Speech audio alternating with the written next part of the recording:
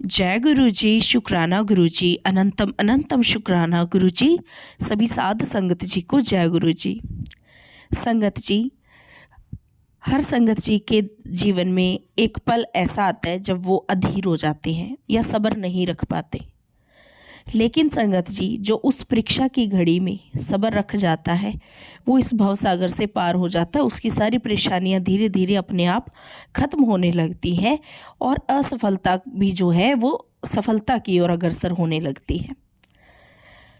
और संगत जी, ऐसा ही कुछ आंटी जी के जीवन में भी हुआ। लेकिन आंटी जी ने पूरा धैर्य धीरज रखा, पूरा समर्पण करके गुरु जी की सेवा की, गुरु जी का मंत्र जाप किया, विश्वास रखा। और आंटी जी जो है बहुत ही काइंड हार्ट लेडी हैं, जो असहाय लोग हैं उनकी मदद भी करती हैं।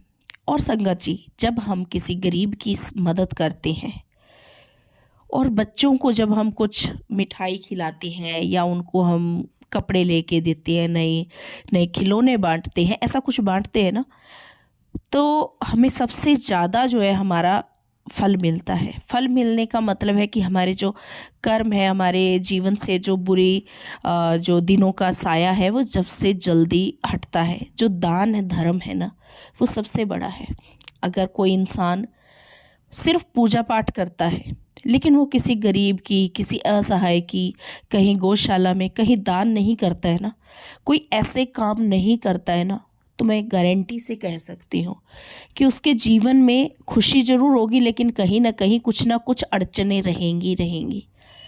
लेकिन इसके विपरीत जो इंसान पूजा पाठ भक्ति चाहे थोड़ा कम कर ले, लेकिन ऐसे काइंड हार्ट है, बाहर मदद करता है, लेकिन मदद करते वक्त भी ये देखना बड़ा ज़रूरी है कि किसकी कर रहे हो। मेरे पास एक ना बहुत ही फनी सा क्वेश्चन, या मैं कह सकती हूँ कि एक बात मेरे पास मतलब भेजी थी किसी ने। अ, नाम नहीं रिवेल करूँगी। उन्होंने मुझे लिखा था कि मैं बहुत ज़्यादा दान धर्म करता हूँ। ये कोई अंकल ने मुझे भेजा था। तो मैंने कहा जी बताइए कि कैसे करते हैं आप।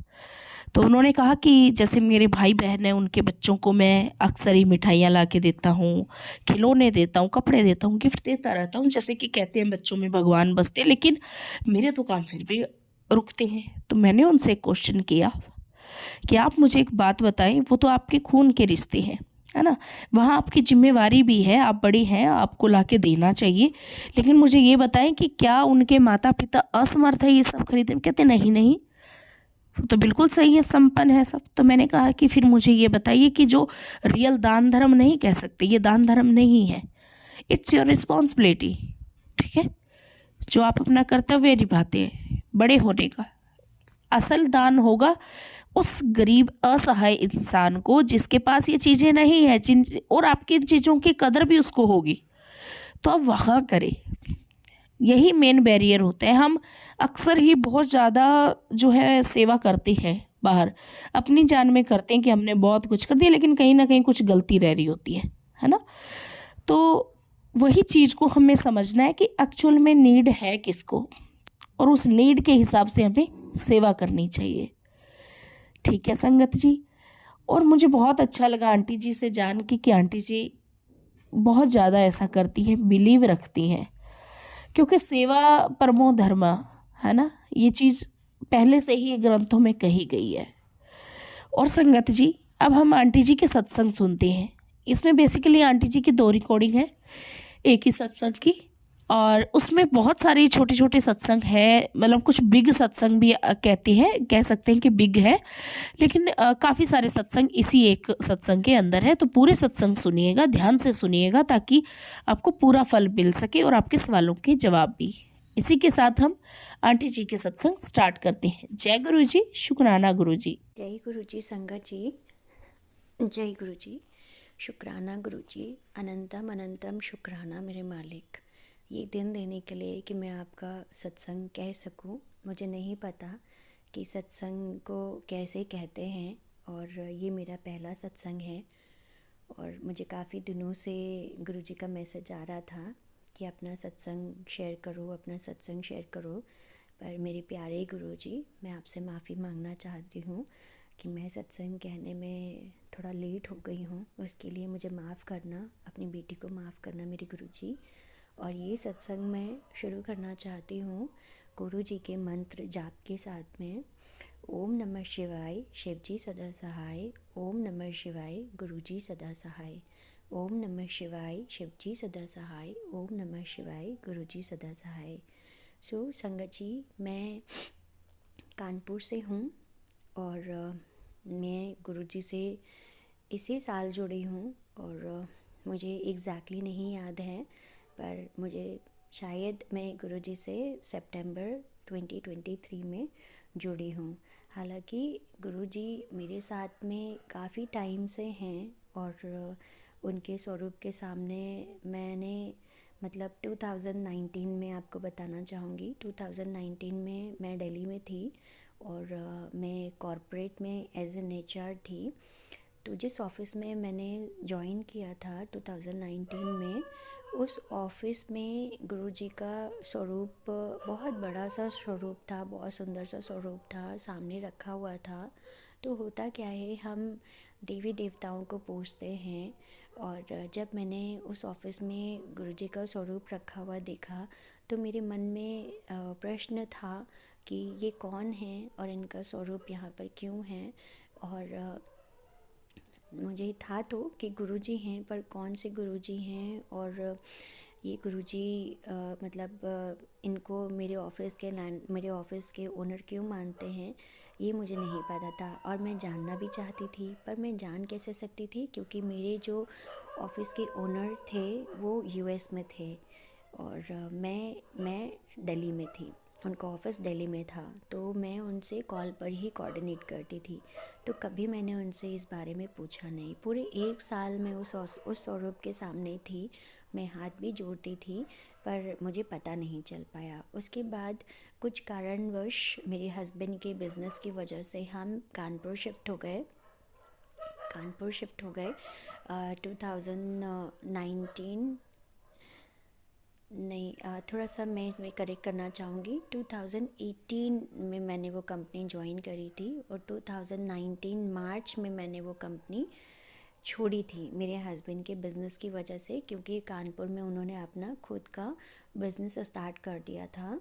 तो मुझे अपना जॉब छोड़ना पड़ा था और हम कानपुर शिफ्ट हो गए थे। तो मेरा गुरुजी का जो स्वरूप जो मैंने देखा था वो 2018 से मार्च 2019 तक, और उसके बाद उनके बारे में मुझे कुछ नहीं पता चला। तो ये मैंने सुना है कि गुरुजी जब आपसे जुड़ना चाहते हैं आप तब ही जुड़ सकते हो, अदरवाइज़ आप गुरुजी से कभी नहीं जुड़ सकते।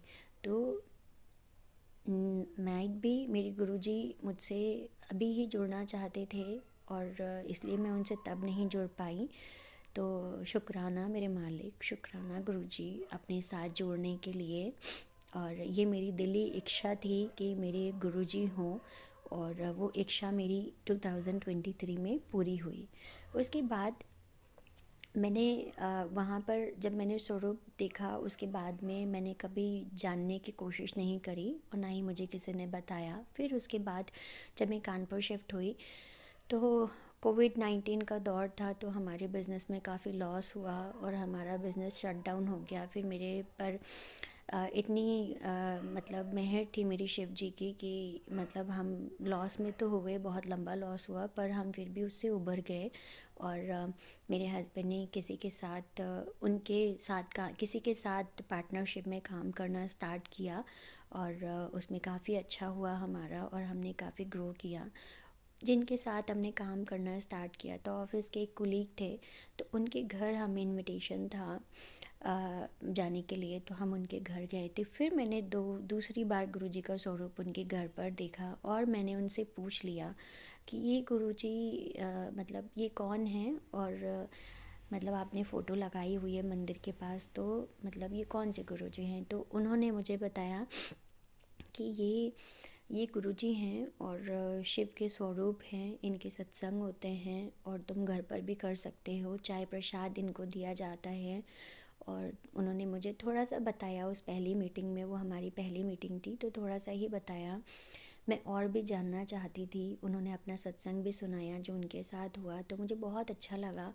मैं और भी जानना चाहती थी, पर मेरा घर और उनके घर का डिस्टेंस काफ़ी ज़्यादा था, तो मैं उनके पास जा नहीं पाती थी। और फिर उन्होंने भी ज़्यादा बताया नहीं और मैंने भी पूछा नहीं।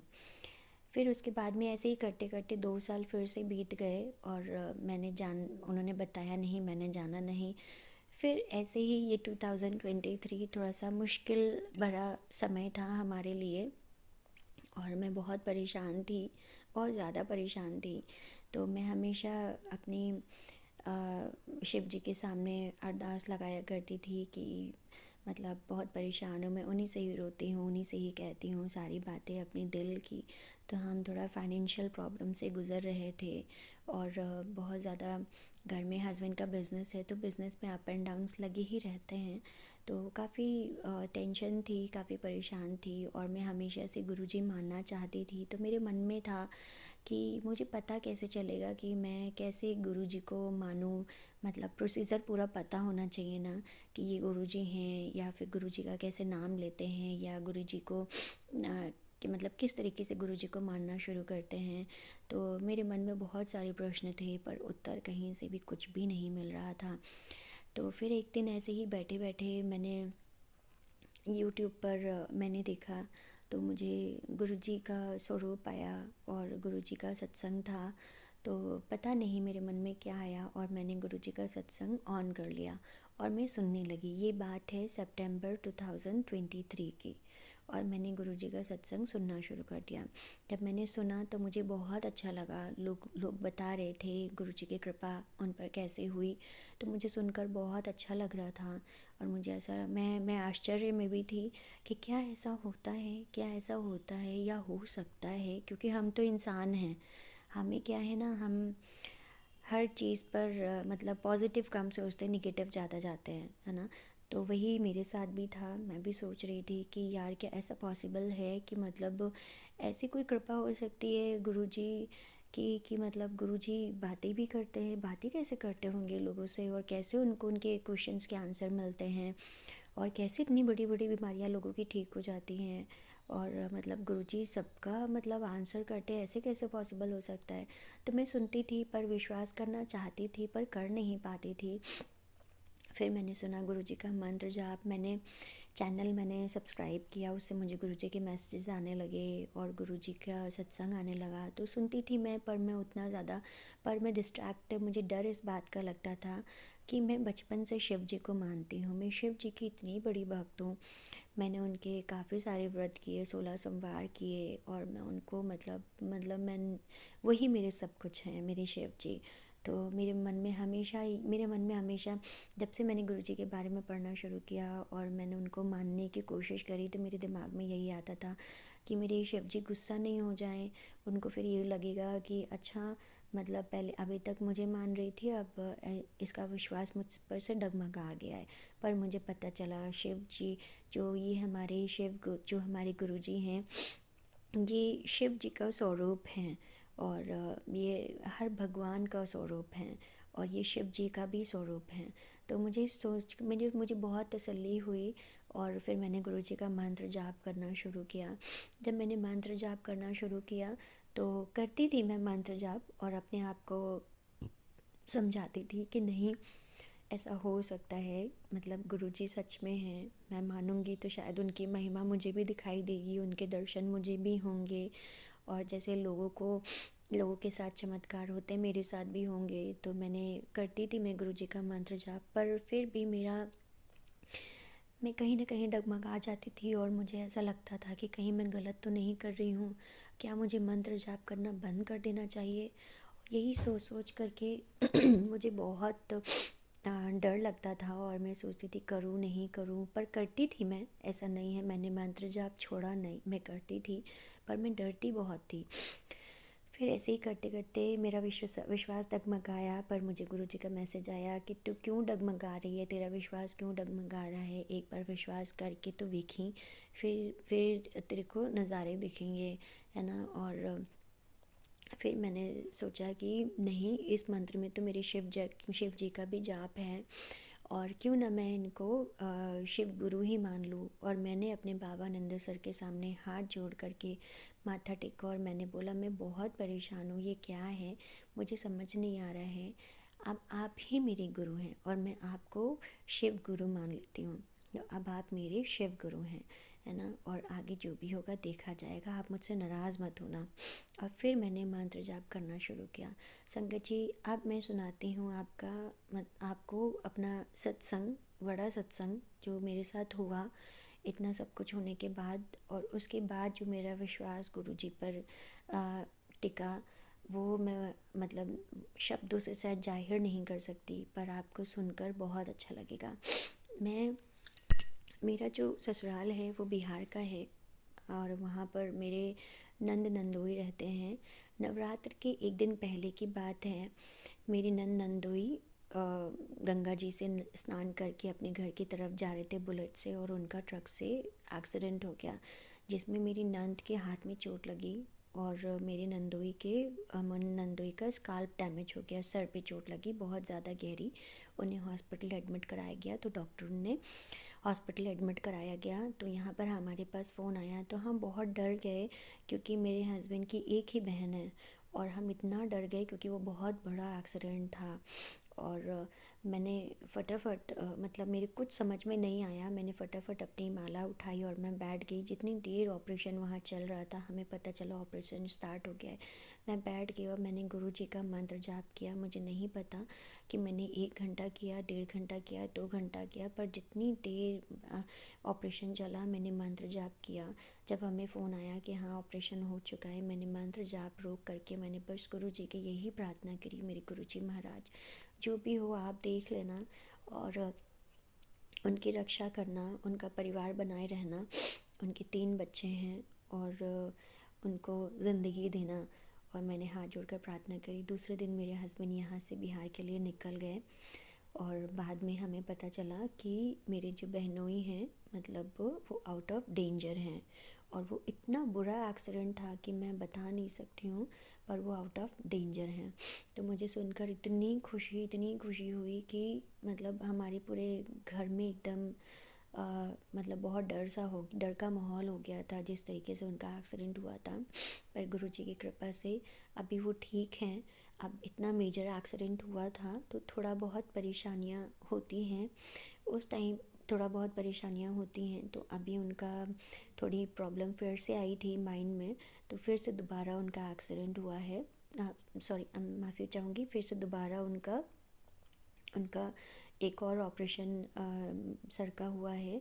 बट अभी वो ठीक हैं और बातचीत कर रहे हैं, तो हमारे लिए बहुत खुशी की बात है। तो ये मेरा सबसे बड़ा सत्संग है। उसके बाद मैंने सत्संग में सुना था कि जब गुरुजी आपको अपना लेते हैं तो गुरुजी आपको दर्शन भी देते हैं और तितली रूप में दर्शन देते हैं। और ख़ास करके अगर वो शाम को आपको तितली रूप में दर्शन दे रहे हैं तो इसका मतलब कि गुरुजी आपके पास आए हैं। तो मुझे अपनी आंखों पर विश्वास नहीं हुआ। मेरी आदत है, मैं शाम को दिया बाती करती हूँ और बहुत अच्छी तरह से करती हूँ मंत्र जाप के साथ में। मैं शाम को अपनी पूजा पर बैठी हुई थी और दिया बाती कर रही थी। उसी टाइम पे मुझे कुछ अंदाज़ा नहीं है, मेरा जो मंदिर है वो मेरे बेडरूम के जस्ट बाहर है, बाहर वाले एरिया में है। एक पर्टिकुलर एरिया मंदिर का हमारा है, तो वहाँ पर है। मैं डेली, मेरी आदत है, मैं आरती अपने पूरे घर में घुमाती हूँ पूजा के बाद। तो मैं वो आरती की थाल लेकर जैसे ही अपने कमरे में एंटर हुई, इतनी बड़ी सी, इतनी खूबसूरत सी तितली मेरे कमरे में थी, जो कि मेरे कमरे में बटरफ्लाई आना बहुत ही मुश्किल है और मतलब कभी ऐसा हुआ नहीं। और मैंने देखा और इतनी बड़ी सी थी, मैंने देखा, मुझे पहले लगा क्या ये कीड़ा है। मैं आरती कर रही हूँ, घंटी बजा रही हूँ और मैं सोचे जा रही हूँ क्या ये कीड़ा तो नहीं है कहीं। पर जब उस बटरफ्लाई ने अपने पर खोले तो वो ब्राउन येलोइश कलर की थी और इतनी खूबसूरत थी जिसकी कोई हद नहीं। मैंने बोला जय गुरु जी, शुक्राना गुरु जी, अनंतम अनंतम शुक्राना मेरे मालिक। और ये मेरे साथ 2 बार हुआ। वो पहला दिन था, मेरे पूरे घर में वो बटरफ्लाई घूम रही थी, बैठी हुई थी। फिर वो फ़ैन में नहीं टकरा जाए, इसलिए मैंने कोशिश करके उन्हें बाहर किया ताकि कहीं उन्हें फ़ैन से चोट नहीं लग जाए।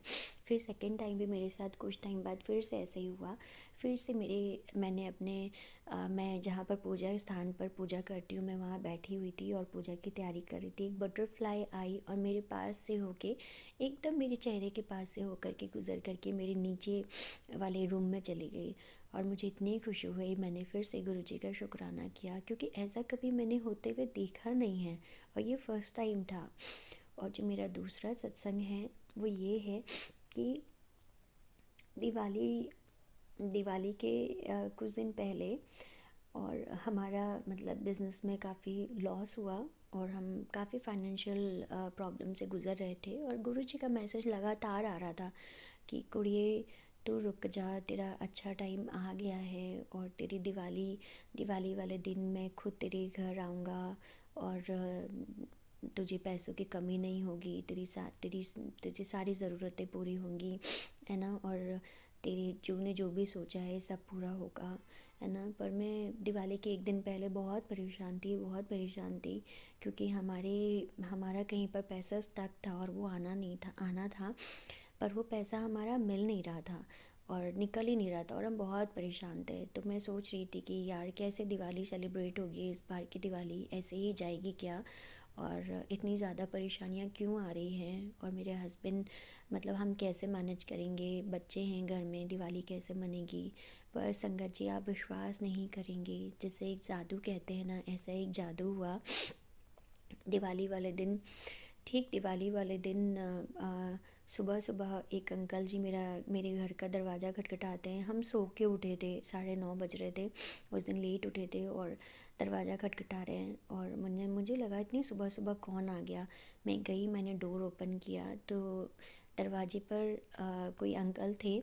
उन्होंने मुझे गिफ्ट हैम्पर दिया, बहुत बड़ा सा था, बहुत बड़ा सा गिफ्ट हैम्पर था स्वीट्स के साथ में। उन्होंने मुझे दिया और उन्होंने बोला कि ये आपके हस्बैंड को दे दीजिएगा। तो आपके हस्बैंड का नाम यही है ना? मैंने कहा जी हाँ। तो मैंने उनको थैंक यू बोला, हैप्पी दिवाली बोला, फिर मैं ऊपर आ गई। मैंने अपने हस्बैंड से पूछा, अच्छा ये बताइए कि आपने किसी को अपने घर का एड्रेस दिया था क्या ऑफ़िस में? तो इन्होंने बोला नहीं मैंने तो नहीं दिया है, और मैंने ऐसे कैसे मैं किसी को घर का एड्रेस दे दूँगा। मैं सोचने लगी कि यार बिना एड्रेस दिए हुए कोई घर पर सुबह सुबह दिवाली वाले दिन गिफ्ट हैम्पर दे करके गया, ऐसे कैसे पॉसिबल हो सकता है।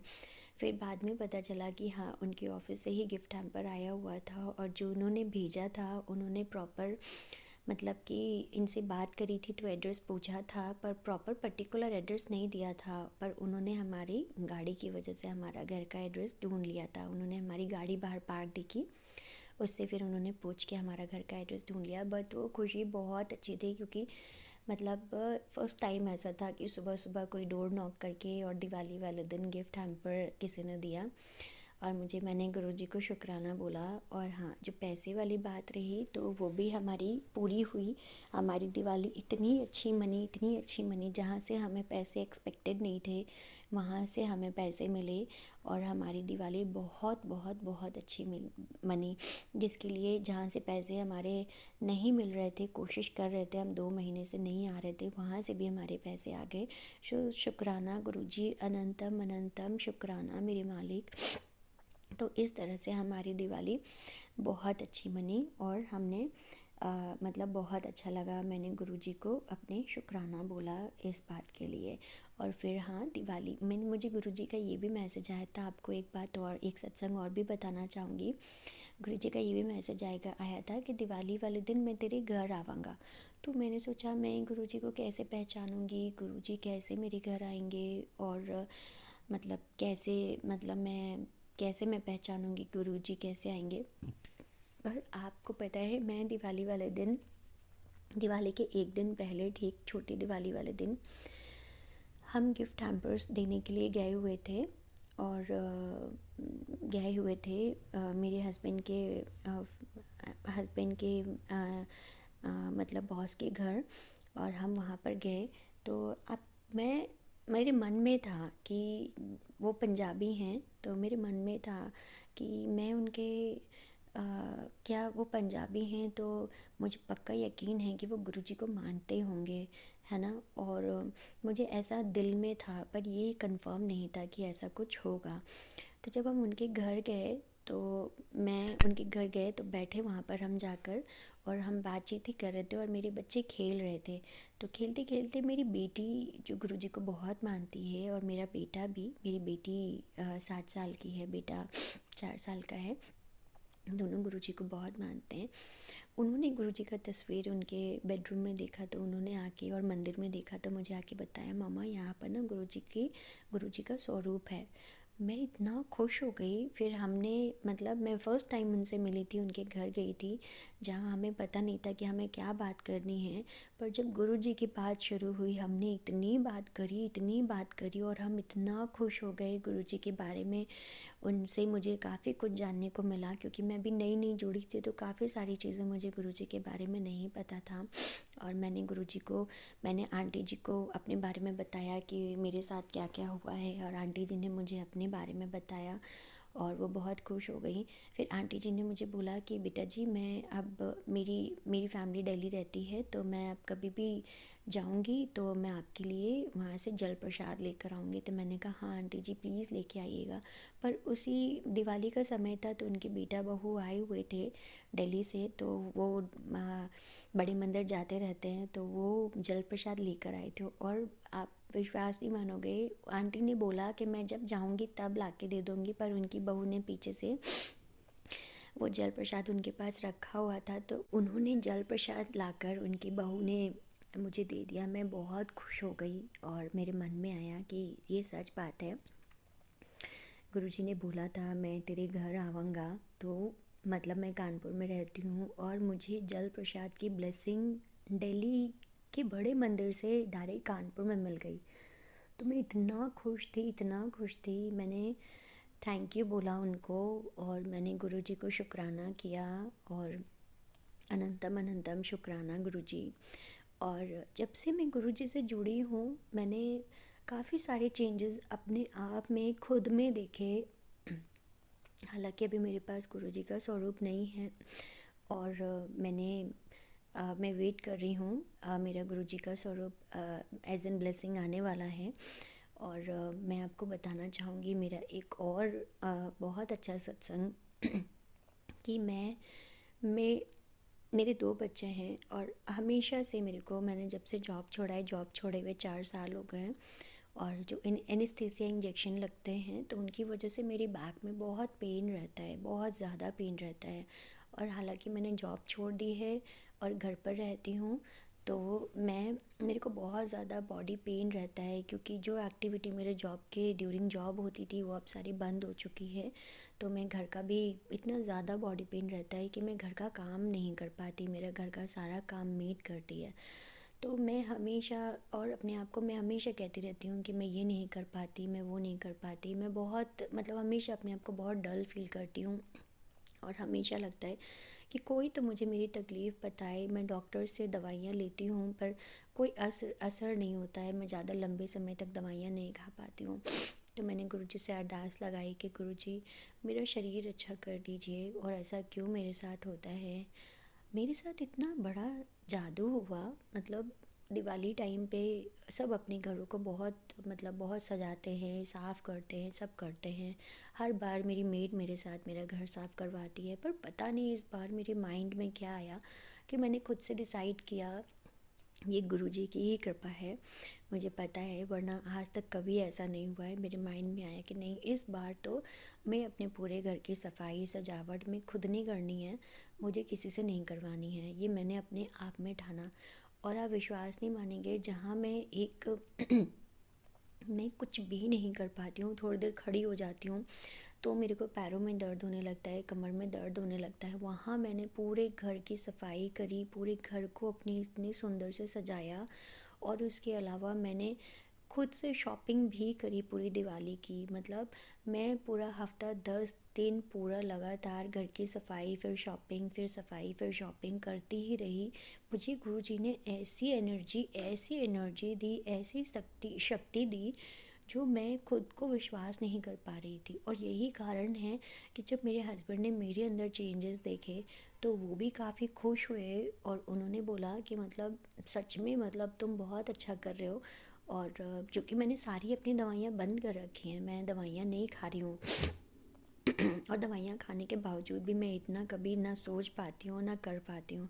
बट फर्स्ट टाइम मैंने अपने अंदर इतना अच्छा फील किया और मुझे लगा नहीं, मेरे गुरुजी मेरे साथ हैं। उन्होंने मुझे बोला कि बेटी उठ, खड़ी हो और काम करना शुरू कर, तेरा काम है, तुम ही करोगे और सब अच्छा होगा। और सच में मैंने किया और मुझे इतनी खुशी मिली, इतनी खुशी मिली कि मतलब ऐसा लगा मेरी ज़िंदगी में इतने बदलाव आए गुरुजी से जुड़ने के बाद कि मेरे शरीर में मुझे बहुत अच्छा फील होने लगा। बहुत अच्छा फ़ील होने लगा, मेरा शरीर अच्छा होने लगा, मेरे घर की फाइनेंशियल प्रॉब्लम्स भी धीरे धीरे दूर होने लगी हैं। और गुरुजी ने मेरे बच्चों पर, मेरे पति पर और मुझ पर बहुत बहुत कृपा करिए। मेरे गुरुजी महाराज सदा अपनी कृपा इसी तरह हम पर बनाए रखना, सब पर बनाए रखना मेरे मालिक, सबका भला करना मेरे गुरुजी महाराज। सदा मेरे परिवार के, मेरे बच्चों के, मेरे अंग संग रहना मेरे मालिक।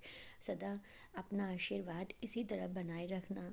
मुझे अपनाने के लिए बहुत बहुत शुक्रिया मेरे गुरुजी। सदा अपनी कृपा इसी तरह बनाए रखना, सबका भला करना, जिनको आपकी ज़रूरत है सबका भला करना चाहे वो इंसान हो, जानवर हो, कोई भी हो मेरे गुरुजी महाराज। मेरे बाबा आनंदेश्वर की भी जय, मेरे गुरुजी महाराज की भी जय, शिव गुरु की सदा ही जय। ये सत्संग को मैं अब विराम देना चाहूँगी और मुझे नहीं पता कि मैंने इस सत्संग में क्या सही बोला है, क्या गलत बोला है। अगर मुझसे कोई भी गलती हो गई हो तो प्लीज़ प्लीज़ मेरे गुरुजी महाराज और मेरी प्यारी सत्संग जो मुझे सुन रहे हैं मुझे माफ़ करना। ये मेरा पहला सत्संग है तो मुझे नहीं पता कि मैंने क्या बोला है, क्या नहीं बोला है। पर आप विश्वास करो, बस मैं कभी कभी मेरा भी विश्वास मतलब जिस तरह से हमें गुरुजी से जुड़ना चाहिए वो हम नहीं जुड़ पाते हैं। और पर बस ये है कि अपना विश्वास न डगमगाने दीजिए। अगर आपको विश्वास है तो गुरुजी आपकी सारी बातें पूरी करेंगे और हमेशा आपके अंग संग रहेंगे और आपको हर बात का जवाब मिलेगा। मुझे भी मिलता है, कई बार मुझे कंप्लेन होती है कि गुरुजी मैं सत्संग सुनती हूँ तो सबको ऐसे दर्शन दिए, वैसे दर्शन दिए। मुझे भी ड्रीम दर्शन गुरुजी के हुए हैं। मैं भी सोचती हूँ कि मुझे कब होंगे, मुझे कब होंगे। पर हाँ, मैंने ये भी सुना है कि गुरुजी को जब जिसको जैसे दर्शन देने होते हैं गुरुजी देते हैं दर्शन। और सबसे बड़ी बात है कि गुरुजी मतलब जो मैंने सत्संग में सुना और जिस तरह से गुरुजी ने मुझे खुद को अपने से जोड़ा, मैं बहुत बहुत सौभाग्यशाली हूँ। और मेरे धीरे धीरे मेरे सारे काम बन रहे हैं। और पर हम इंसान हैं गुरुजी, हमसे कोई गलती या भूल चूक हो जाए या नादानी हो जाए या जिस तरह से हमें आपकी सेवा करनी चाहिए हम नहीं कर पाए तो उसके लिए माफ़ी मांगती हूँ, हाथ जोड़कर माफ़ी मांगती हूँ मेरे गुरुजी महाराज। और इस सत्संग को मैं यहीं विराम देना चाहूँगी। और गुरुजी के हर दिन सत्संग है, हर वक्त सत्संग है और सदा अपनी कृपा इसी तरह मेरे गुरुजी महाराज मुझ पर, मेरे परिवार पर, मेरे बच्चों पर, मेरे पति पर, इस संसार पर बनाए रखना। कोई गलती या भूल चूक हो गई हो तो प्लीज़ प्लीज़ प्लीज़ सत्संग जी और मेरे गुरुजी महाराज क्षमा करिएगा। मैं इस सत्संग को यहीं विराम देना चाहती हूँ और मंत्र जाप के साथ करना चाहती हूँ। ओम नमः शिवाय, शिवजी सदा सहाय। ओम नमः शिवाय, गुरुजी सदा सहाय। ओम नमः शिवाय, शिवजी सदा सहाय। ओम नमः शिवाय, गुरुजी सदा सहाय। अपनी रजा विच राजी रखना मेरे गुरुजी महाराज। जय गुरुजी, शुक्राना गुरुजी। शुक्राना आंटी जी, बहुत ही प्यारा सत्संग आपने शेयर किया। शुक्राना गुरुजी, लख लख वार शुक्राना। जय गुरुजी, शुक्राना गुरुजी, अनंतम अनंतम शुक्राना गुरुजी।